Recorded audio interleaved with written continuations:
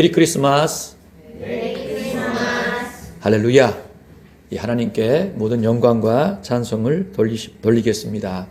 하나님께서 우리를 사랑하셔서 영원히 함께 하시려고 아드님을 이 땅에 보내주셔서 우리로 하여금 그 아드님을 믿음으로 모시게 하여 주셨습니다.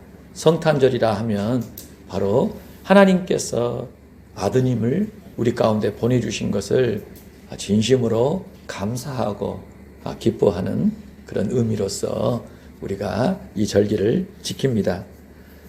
사복음서에서는요, 예수님의 생애를 다루고 있어요.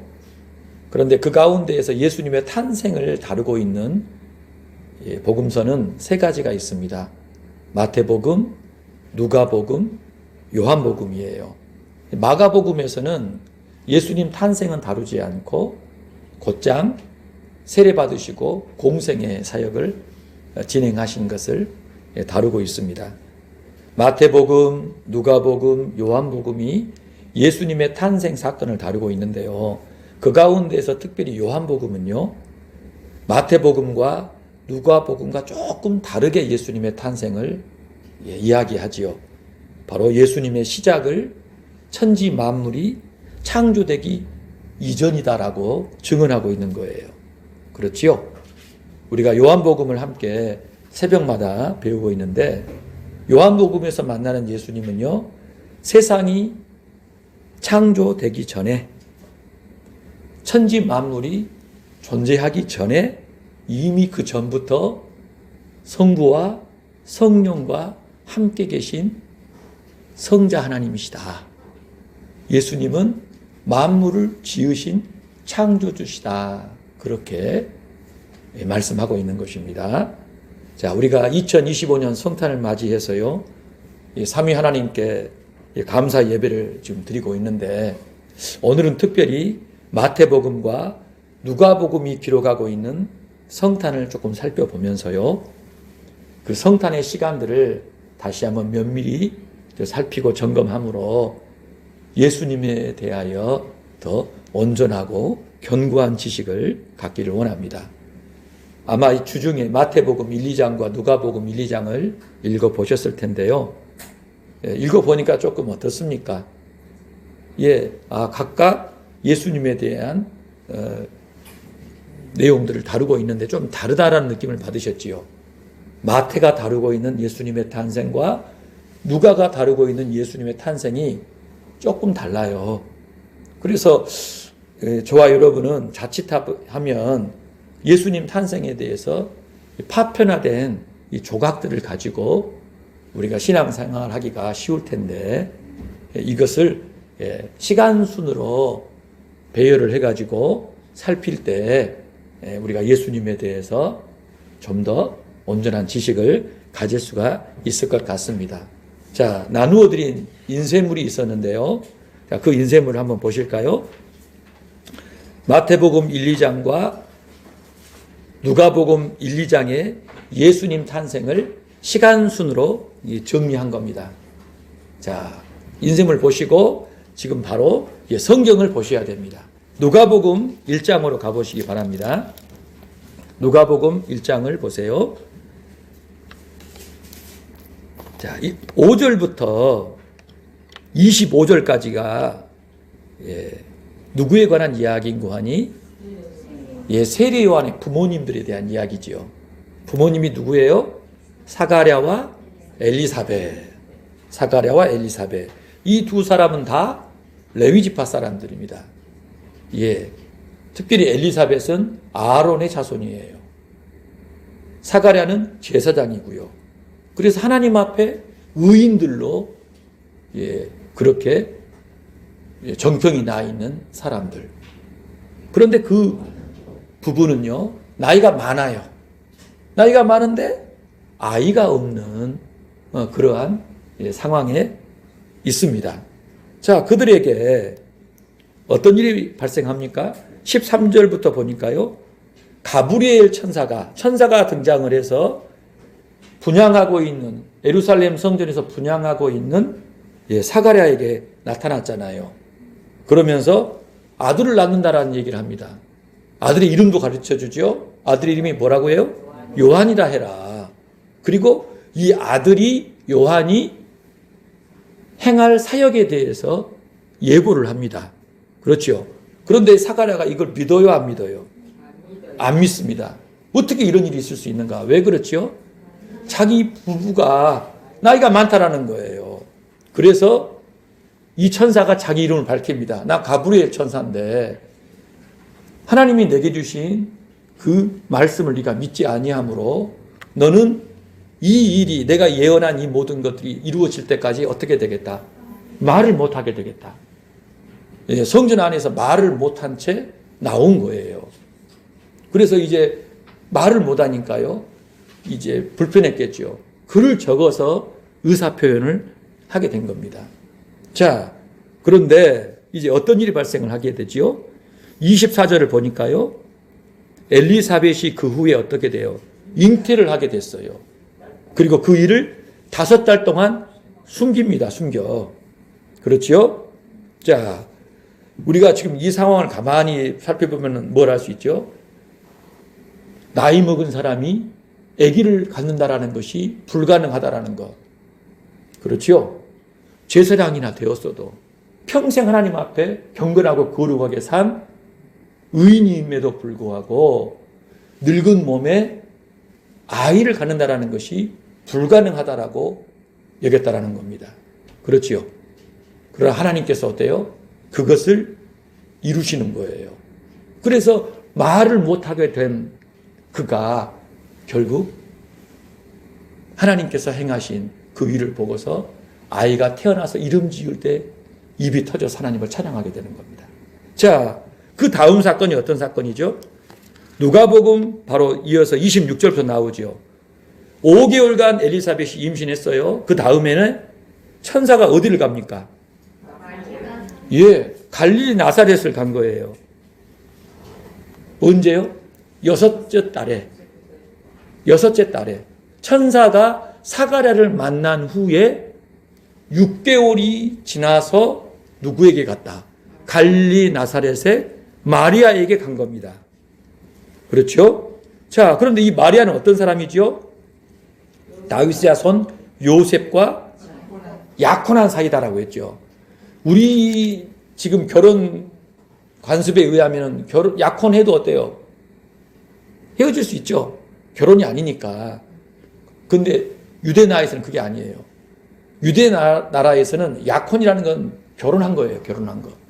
법적으로 부부입니다. 약혼했다. 과거 성경에 정혼이라는 표현을 썼는데 이 말은 법적으로 부부라는 거예요. 같이 살고 있지만 않을 뿐이지 법적으로는 부부여가지고 마리아는 요셉의 아내요. 요셉은 마리아의 남편인 그런 상황입니다. 그러니까 마리아의 소유권이라 그럴까요? 표현이 그렇죠. 주재권은 누구에게 있는 거예요? 요셉에게 있는 그런 상황이 바로 지금 약혼 상황이라는 거예요. 누가 나타났어요? 마리아에게? 그 천사 가브리엘이 나타난 겁니다. 나타나가지고 뭐라고 한 겁니까? 성령으로 잉태하여 하나님의 아들을 낳을 것이다. 이름이 누구라 그래요? 예수다라고 얘기를 한 겁니다. 그랬지요. 마리아가 어떻게 반응합니까? 앞에서 사가랴는 안 믿어버렸죠. 못 믿겠다라고 해서 말을 못하게 되는데 마리아는 어떻게 반응을 해요? 주의 여정이오니 주의 말씀대로 내게 이루어지이다. 저는 남자를 알지 못하는데 어떻게 제가 아이를 갖습니까? 성령이 내게 임하셔서 하나님의 능력이 내게 임하셔서 그 일이 이루어진다라고 하니까 주의 여정이오니 제게 말씀대로 이루어지겠습니다라고 받아들인 겁니다. 예수님이 바로 그때 마음을 열고 믿음으로 주의 약속을 받을 때 잉태가 된 거예요. 아멘. 예수님이 성령으로 잉태가 된 시점이 언제냐라고 하면요, 마리아가 그 말씀을 믿음으로 받아들일 때 그 역사가 나타난 것입니다. 그러니까요, 사가랴보다 누구의 믿음이 더 뛰어나요? 마리아가. 여러분, 사가랴가 믿기 쉽겠어요? 마리아가 믿기 쉽겠어요? 사가랴잖아요. 어찌됐건 사가랴는 엘리사벳이 있잖아요. 늙더라도 어떻게 진짜 우리가 생각할 때 기적이다라고 할 수 있겠지만 마리아는 어때요? 남자를 알지 못하는데 자기 몸이 아이를 갖게 된다는 것은 이거는 정말 믿기 힘든 사안인데 이로 볼 때 하나님께서는요 마리아라고 하는 그 여인을 거룩하게 구별하셔서 그만한 믿음을 가진 자에게 하나님의 그 위대한 역사가 이루어지게 하신 것을 알 수 있어요. 그러니까 인간적으로 보면 제사장하고 이름 없는 여자아이하고 누가 믿음이 더 좋아 보일 것 같아요? 제사장이잖아요. 그런데 하나님께서는 보시는 눈이 달라요. 마리아의 믿음이 그만큼 철저하게 준비되었다는 것을 저와 여러분이 알 수 있어요. 자, 그리고 나서 39절에요. 마리아가 어디로 갔을까요? 곧장 유대한 동네로 가죠. 누구 만나러 가요? 엘리사벳을 만나러 갑니다. 마리아와 엘리사벳은요, 이종 사촌 정도로 친척 관계라고 알고 있어요. 자, 그때 어떤 일이 벌어지죠? 엘리사벳이 임신해 있는데 6개월 됐는데 아이가 뱃속에서 막 뛰노는 거예요. 뭘 보고 뛴 겁니까? 마리아를 보고 뛴 거예요? 아니면은요? 마리아의 뱃속에 있는 예수님을 보고 엘리사벳의 뱃속에 있는 그 아이 요한이 뛴 거예요. 왜? 하나님이 오시니까. 요한은 예수님을 위해 존재하는 아이거든요. 예수님의 길을 예비하기 위해서 온 아이인데 성령에 의해서 마리아의 뱃속에 예수님이 잉태된 것을 알고서 아이끼리 막 기뻐하고 즐거워했던 겁니다. 그걸 엘리사벳이 느끼고 내 주에 모친이 오셨다. 그렇게 얘기를 한 거예요. 나이 차이가 많음에도 불구하고 이들이 몇 개월을 함께 보냅니까?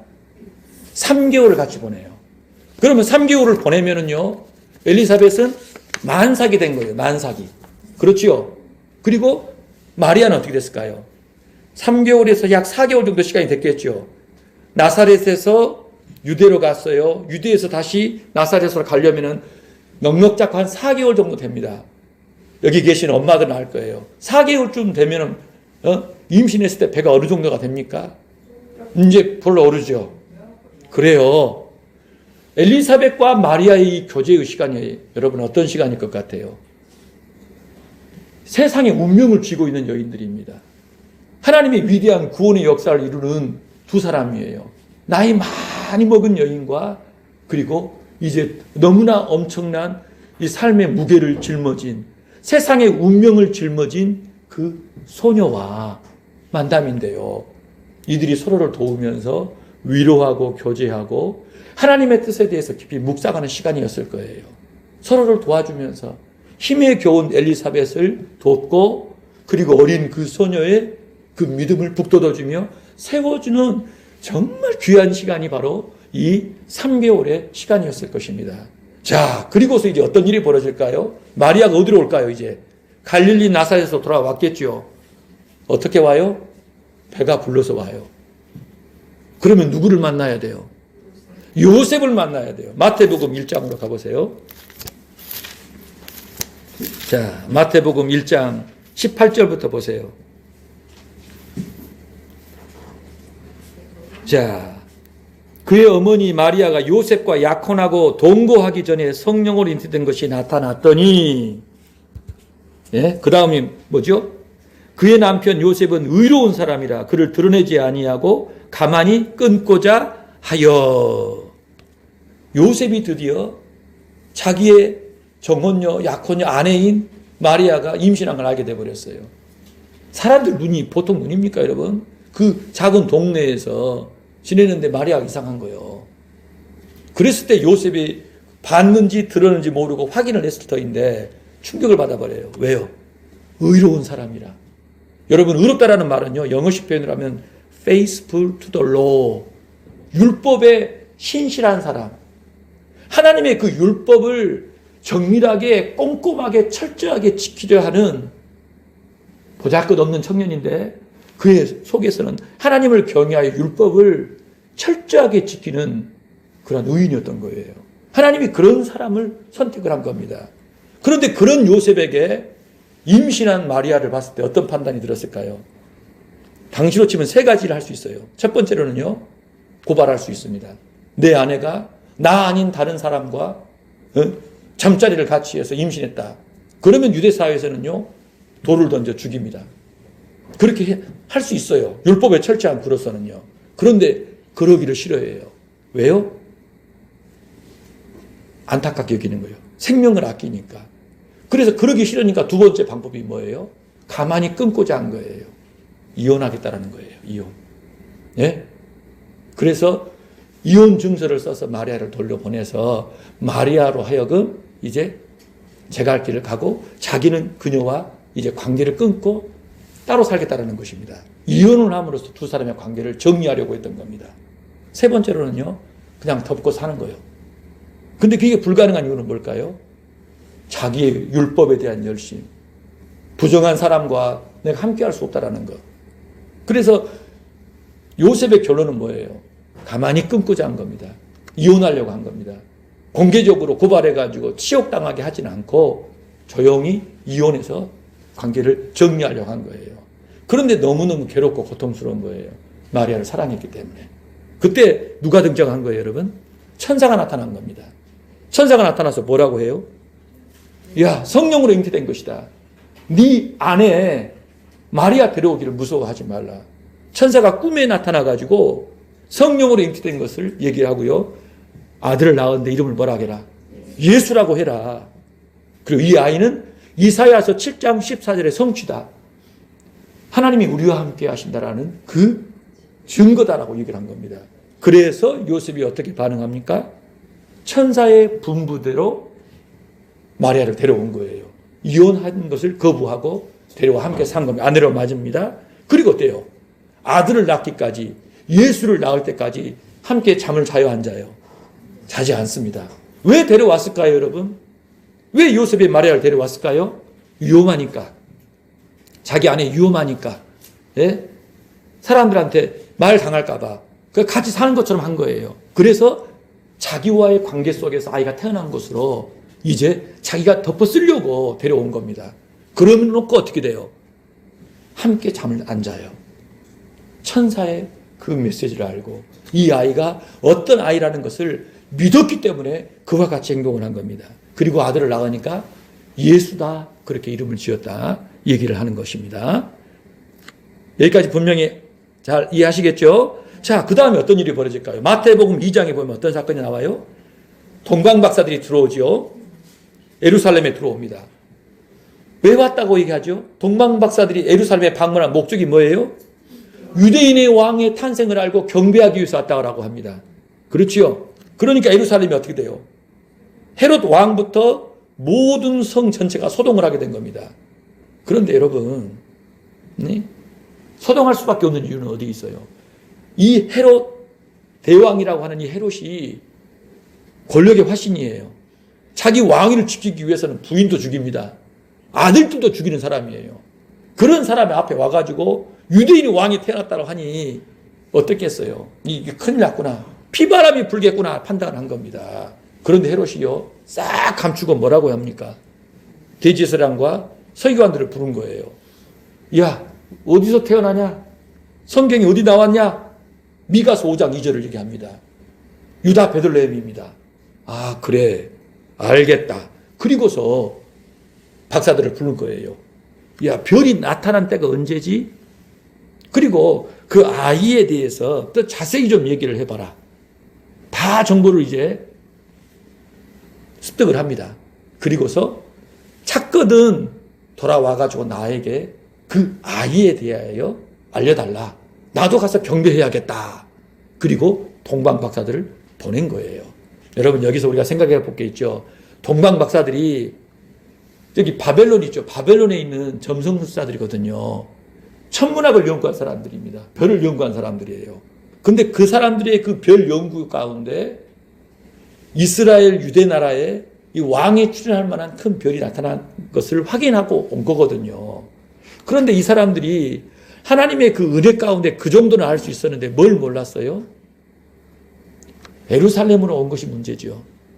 그러니까 학문적으로 순수하고 또 뛰어난 그런 능력을 갖고 있지만 순진하다는 거예요. 순진하다는 거. 네?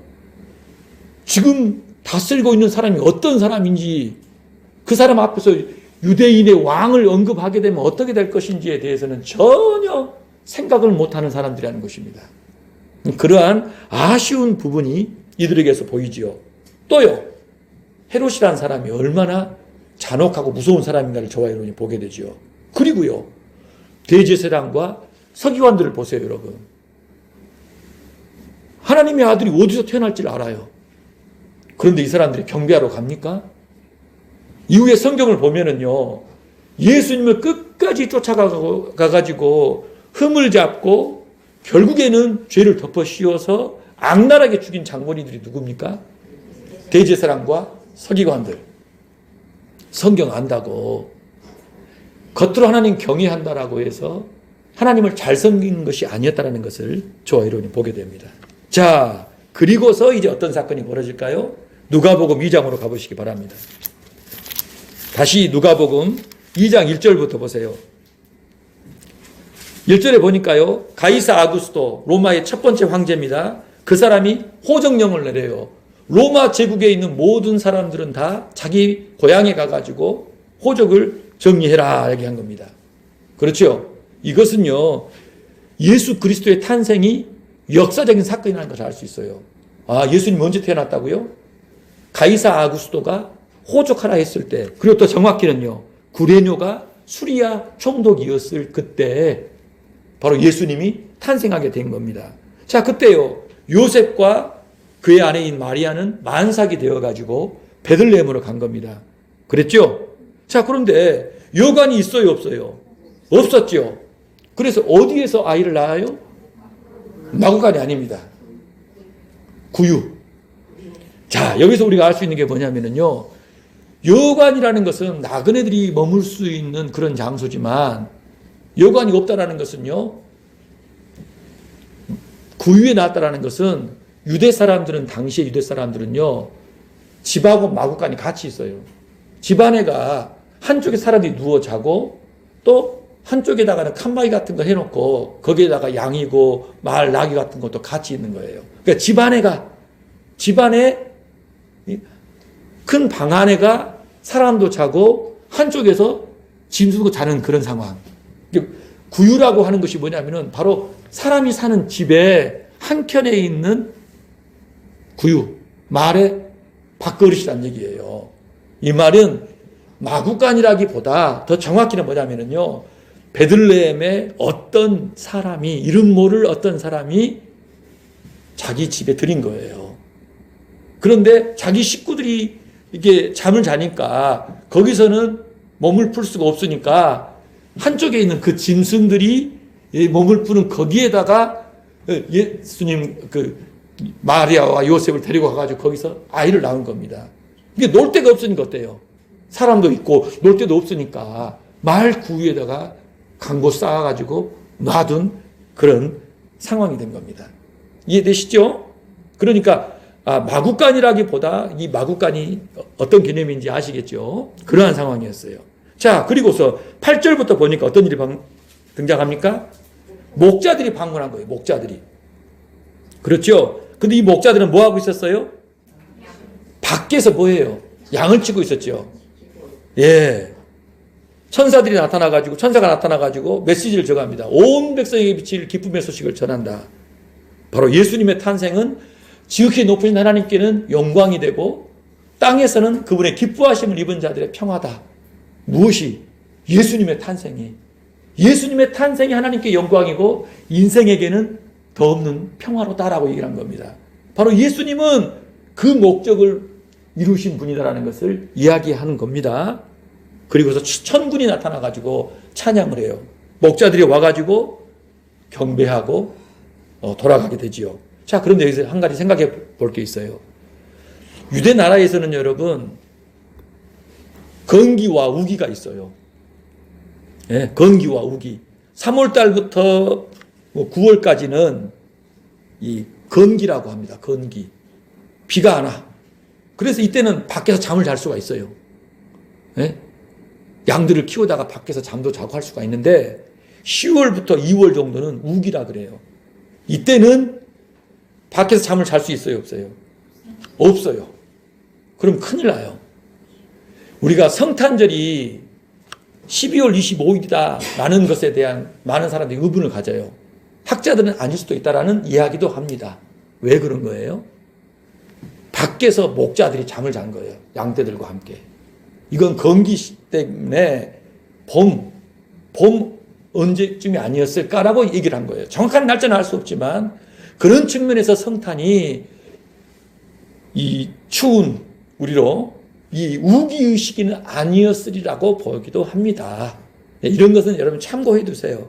누가 야 성탄절이 꼭 기날이냐 그러면은 그거에 대해서 무조건 잘못됐다라고 하지 말고 그렇게 생각해서 그렇게 얘기할 수도 있겠다. 그러나 중요한 건 뭡니까? 교회가 한 날을 정해서 성탄에 대해서 기념하고 축하하고 감사하기 위한다면은요 따르는 것이 맞지요. 정확하지도 않은 그 날을 가지고 이 날은 아니다라고 하고 반대하면서 그 날을 자기만 우겨가지고 지킨다라는 것도 문제가 있다 이 말이에요. 이런 양자의 측면들을 잘 이해해서 중요한 것은 잘 지키는 것이 바람직하다라는 사실이죠. 자, 목자들이 방문한 다음에 누가 방문할 것 같아요? 이제는 그렇지요. 마태복음 2장으로 가보시기 바랍니다. 자, 동방 박사들이 헤롯의 파송을 받아가지고 가고 있는데 뭐가 나타났어요? 뭐가 나타났습니까? 별이 나타났어요. 별이. 어디서 봤던 별이? 바벨론 땅, 동방에서 봤던 그 별이 다시 나타나는 겁니다. 그렇지요? 어떻게 가야 되나 했더니 그 별이 나타나가지고 안내를 한 거예요. 안내를. 그러더니 그 별이요. 아이가 태어난 그곳에 멈춰버린 겁니다. 신기하죠? 어떻게 그런 일이 있을 수 있다냐. 하나님께서 예수 그리스도를 증거하시기 위하여 다각적으로 사용하셨는데 이 동방의 박사들을 별을 연구하는 자들이 그때 별을 보고 쫓아왔는데 별을 보고 온 것이 아니죠. 그때는요. 이미 유대인 왕이 나타났구나 하고서 온 거예요. 오랜 시간을 걸려서. 바벨론에서부터 예루살렘까지는 어마어마한 거리입니다. 저기 뒤에 보면은요. 그때는 여러분 별을 타고 온 게 아니, 별을 보고 온 게 아니에요. 예루살렘으로 직행해서 온 겁니다. 별 안 봐도 알 수 있어, 그때는. 그러나 별이 사라져 버렸어요. 그러더니 이제 그들이 예수님을 찾으러 갈 때 막막한 거예요. 어디든지 정확히 어디냐 할 때 별이 나타나가지고 안내해서 아이 선 곳에 멈춰 서게 했다라는 것을 알 수 있죠. 그러니까 하나님께서 이건 특별한 은혜를 베푸셔서 그 아드님이 드러나게끔 하신 것을 알 수 있죠. 자, 그리고 그들이 뭘 바칩니까? 아기 예수님께 황금과 유향과 모략을 바칩니다. 여러분, 이 황금과 유향과 모략이 나중에 어떻게 쓰였을까요? 아니요. 예수님이 피난 갔을 때 헤롯이 잡아 죽이려 하잖아요. 이제 애굽으로 도망을 갑니다. 피신을 갑니다. 이 가난한 부부가 뭐가 있었겠어요? 황금과 유향과 모략이라고 하는 이 전대미문의 언감생심 꿈도 못 꿨을 이 값비싼 물건들을 갖고 있었기 때문에 애굽에 내려가서요 헤롯이 죽을 때까지 거기에 편안하게 지낼 수가 있었던 거예요.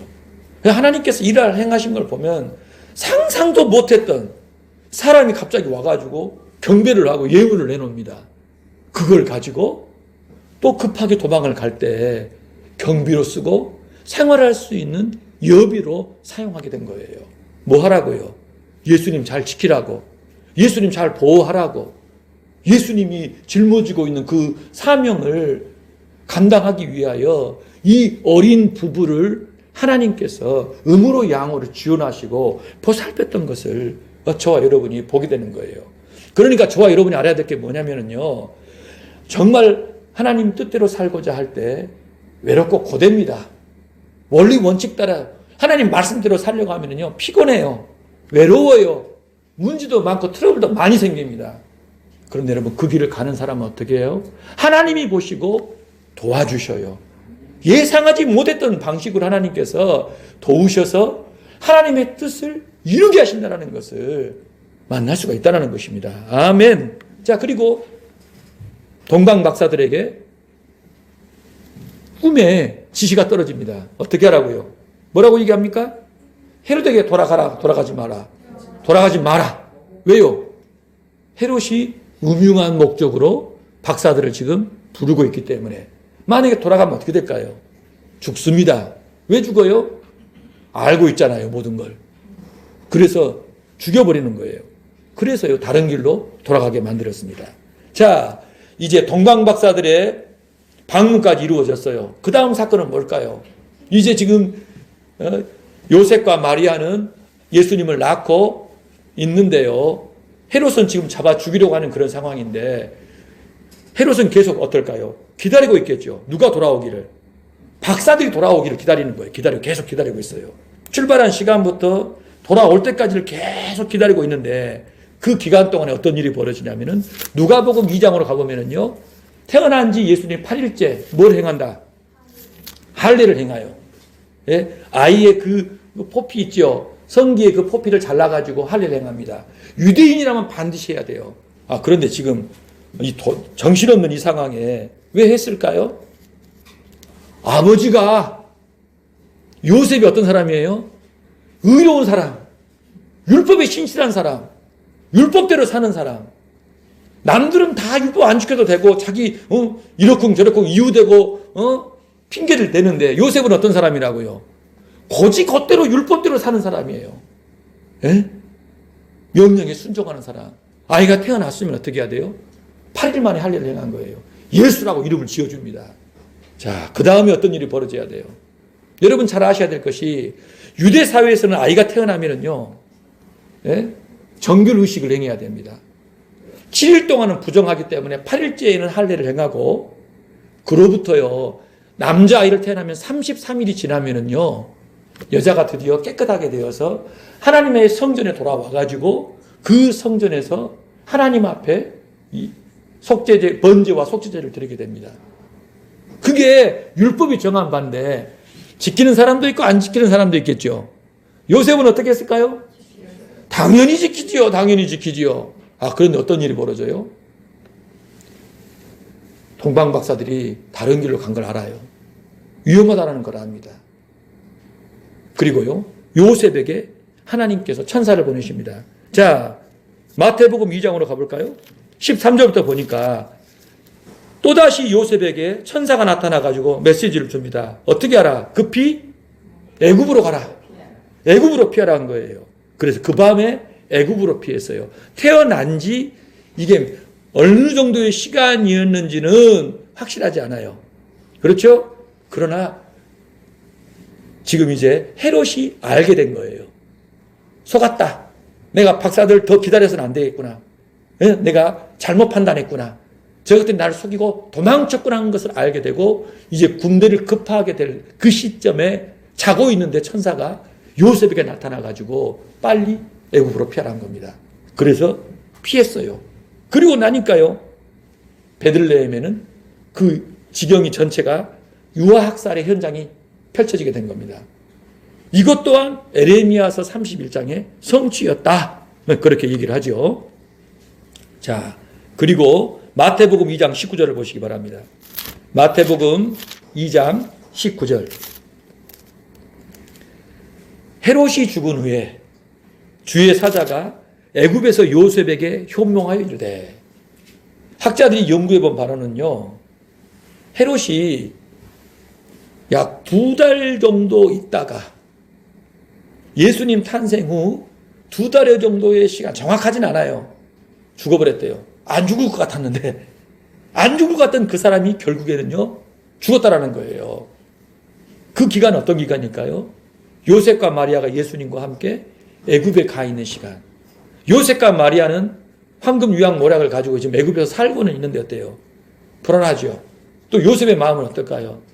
정결의식을 행해야 되는데 이제 아내의 몸이 다 처리가 되면 예루살렘 성전에 가야 되는데 어떻게 하나? 헤롯이 죽이려고 하는데 하나님께서요 그 시간을 정하신 거예요. 헤롯을 감히 누가 죽여? 더 살 것 같은데 하나님께서 율법을 지키려고 하는 요셉과 마리아, 예수님은요 태어나면서부터 돌아가시는 날까지 죽으시고 부활하시고 승천하실 때까지 율법을 다 이루셨어요. 다. 의지가 없는 그 시기에도 요셉에 의해서 율법에 철저한 그 아버지 때문에 율법을 철저하게 지키는 삶이었어요. 그래서요, 애굽에서 예루살렘에 들어올 수가 있었던 겁니다. 기간에 맞춰서 정결 의식을 행한 거예요. 그게 누가복음에 나오거든요. 그 정결 의식을 행할 때 누구를 만납니까? 누가복음 2장에 보면은 시므온과 안나라고 하는 평생 성전에서 하나님의 약속을 기다리며 메시아만을 기다리고 있었던 그 늙은 이들을, 경건한 사람들을 만나서 예언을 듣게 된 거예요. 그리고 그들은 갈릴리 나사렛으로 돌아옵니다. 자, 누가복음 2장을 보시기 바랍니다. 39절 같이 한번 읽어볼까요? 누가복음 2장 39절 같이 한번 읽어봅시다. 주의 율법을 따라 모든 일을 마치고 갈릴리로 돌아가 본 동네 나사렛에 이르니라. 아멘. 여기까지 지금 이야기들 좀 정리되십니까? 예. 예수님께서 태어나시기 전에 세례 요한이, 그리고 마리아가, 그리고 요셉이 알게 되고, 요셉이 이제 마리아와 함께 지내면서 호적하러 가서 베들레헴에서 예수님을 낳고 목자들의 방문을 받고, 그리고 동방박사들의 방문을 받아서 8일 만에 할례를 행하고 이름을 짓고 애굽으로 가 있다가 헤롯이 죽으니까 그 시기가 딱 맞아서 예루살렘의 성전에 돌아와 정결 의식을 행한 겁니다. 그렇지요. 그리고 의식을 마치니까 어디로 갔다? 본 동네인 나사렛으로 돌아가 나사렛에서 사시게 된 거예요. 자, 이 과정 속에 보면은요, 오늘 저와 여러분이 사람들마다 성탄에 대해서 받아들이는 반응, 태도가 달랐던 것을 볼 수 있지 않습니까? 그렇죠. 사가랴와 엘리사벳, 마리아와 요셉, 그리고 동방박사들, 헤롯, 대제사장과 서기관들, 그리고 요셉과 마리아를 맞아준 이름 없는 베들레헴의 한 가정, 목자들, 그리고 시므온과 안나. 그 사람들은요, 아주 지극히 평범한 일상적인 삶을 살고 있었는데 어느 날 갑자기 하나님이 사람이 되어 오신 그 성탄을 맞이하게 된 겁니다. 그렇죠? 그래요. 똑같은 삶을 살다가 성탄을 맞았는데요, 그 모습을 보니까요, 악인은 악인의 방식으로 성탄을 맞아요. 그렇죠? 하나님이 택하신 사람은요, 택하신 사람의 삶의 방식으로 성탄을 맞아들인 거예요.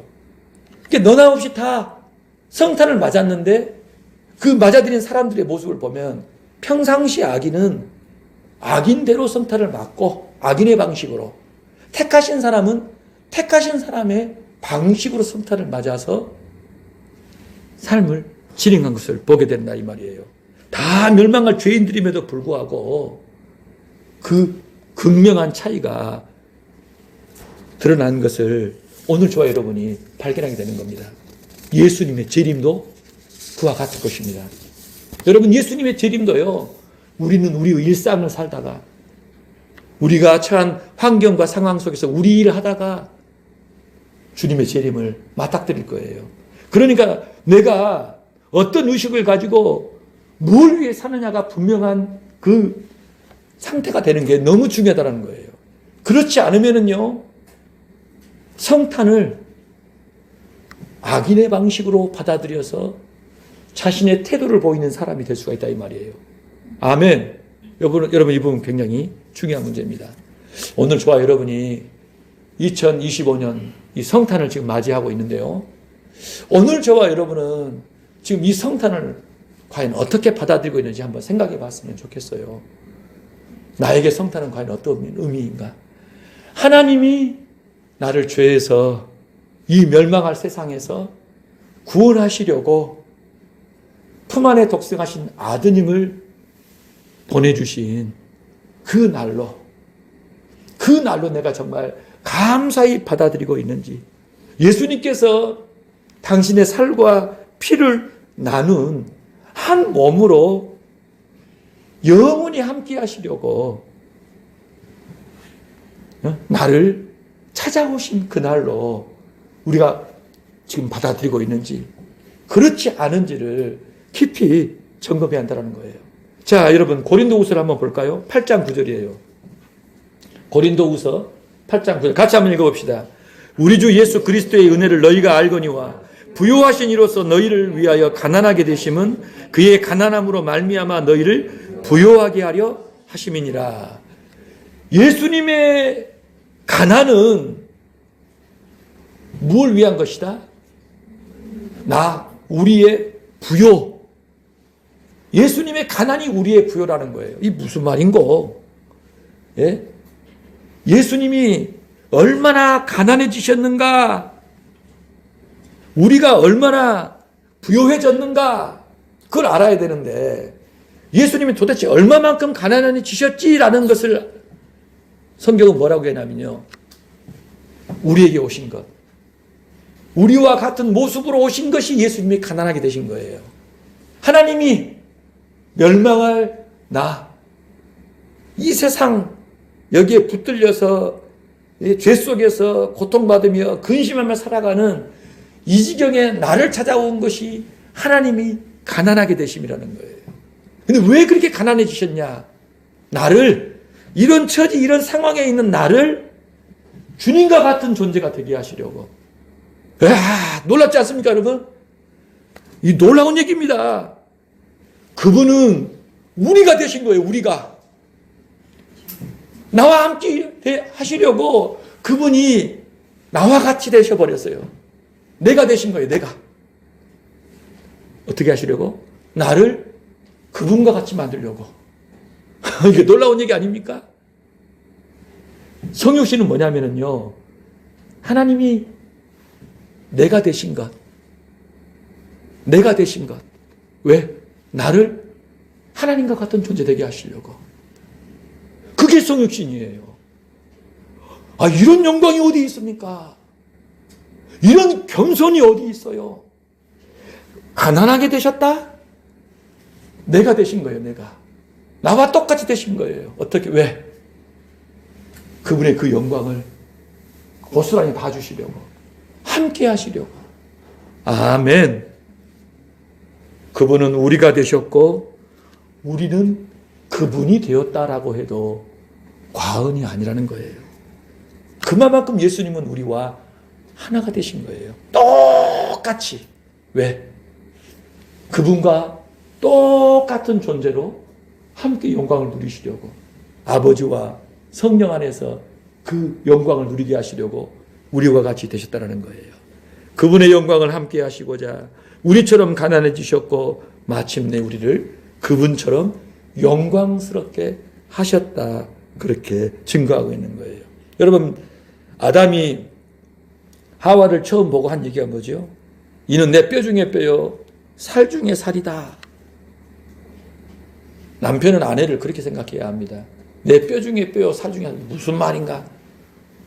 뭔 말이에요? 너는 나다라는 거예요. 여러분, 부부는 한 몸이라 그러잖아요. 이 무슨 말인가 하면은요, 이게 성경에 나온 얘기예요. 당신은 나예요. 당신은 또 다른 나예요. 그게 한 몸이라는 얘기입니다. 그러니까 두 사람은요, 분명히 다른 인격인데 하나예요. 성부와 성자와 성령은 각각 다른 인격이거든요. 그러나 서로를 그렇게 사랑해요. 완전히 하나가 돼요.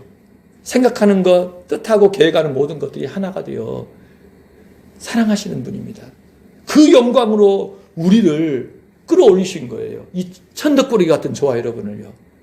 그 영광 가운데 우리를 존귀케 하시려고 성육신하신 거예요. 성탄하신 거예요. 그것을 이루시고 성령을 주셔서 그 일이 이루어졌음을 알려주신 것이다 이 말입니다. 예수님께서요, 오늘 저와 여러분이 뭐라고 말씀하세요? 나는 너다. 너는 나다라는 거예요. 예수님은요, 우리를 가장 잘 아시는 분, 우리를 가장 사랑하시는 분, 우리를 가장 위하시는 분, 단 한순간도 떠나지 아니하시고 우리 모든 것을 함께 하셔서 우리를 영화롭게 하시는 분. 나의 천하대천한 모든 것 감추고 싶고 숨기고 싶고 버리고 싶고 없애버리고 싶은 그 모든 것까지 다 끌어안으시고 완전히 하나가 되어서 함께 사시는 분. 내 부모보다, 내 배우자보다, 내 친구보다, 내 자녀보다 그 누구보다도 나를 아시고 함께 하시고 사랑하시는 분이 우리 주님이시라는 사실입니다. 아멘. 그런 저와 여러분에게 하나님께서 원하시고 바라시는 게 과연 뭘까요? 딱 한 가지입니다. 오늘 그 요셉을 중심으로 해서 택하신 자들이 보였던 태도들. 뭐예요? 하나님 말씀에 순종하고자 상황은 불가능한데 두렵고 무섭고 막막한데 하나님 명령 따라 하나님 말씀에 순종하고자 예수님 지키려고 묵묵히 한 걸음 한 걸음 나아가는 삶이라는 거예요. 아멘. 그렇게 살아야 합니다. 막 머리 굴리면서 이 세상 행복이나 이 세상 성공을 쫓아가는 것이 아니라 하나님의 율법에 따라 하나님의 말씀에 따라 살려 하고 하나님 명령을 지키기 위하여 힘들어도 그 길로 나아가고자 하는 그 삶의 태도가 있어야 돼요. 하나님이 내게 주신 예수 그리스도 그분을 지키려고 지키기 위해서 위험도 불사하고 고난도 불사하고 환난도 불사하는 그 믿음으로 나아가고자 할 때 하나님께서 하늘의 별들을 움직이십니다. 먼 땅에 있는 박사들을 불러다가 악귀를 예비해 주시지 않습니까? 나라의 임금이 죽이려고 난리 법석을 떨더라도 꿈에 현몽하사 지시하시고 명령하시고 만날 자를 만나시고 위로할 자들을 위로케 하셔서 하나님의 뜻을 성취했다라는 거예요. 할렐루야. 오늘 저와 여러분 성탄에 다시 한번 깊이 생각하시기 바라요. 아, 나를 찾아오셨구나. 나와 하나 되시려고. 나와 하나 되시려고. 나와 영원히 함께 하시려고 성탄하셨구나라는 이 사실을 깊이 마음에 새기고요. 나의 일생토록 예수 그리스도와 함께 하나님께서 내게 허락하신 그 길 걷겠습니다. 결단하시는 저와 여러분이기를 주의 이름으로 축복합니다.